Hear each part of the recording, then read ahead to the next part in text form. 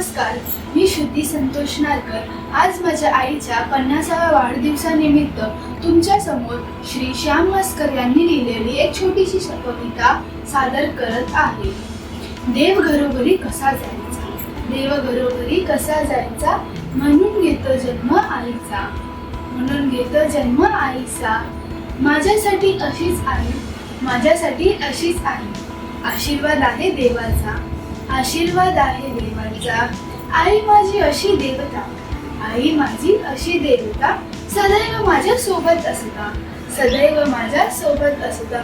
स्वर्गाहून माझे घर हे, स्वर्गाहूनही माझे घर हे, आई मजला कवेत देता, आई मजला कवेत देता. आळवणीने एक तपाच्या, आळवणीने एक तपाच्या, मी आले उदरात आईच्या, मी आले उदरात आईच्या. काळीज होऊन तिचे वाढले, काळीज होऊन तिचे वाढले, तिच्या आठवणी प्रेमाच्या, तिच्या आठवणी प्रेमाच्या.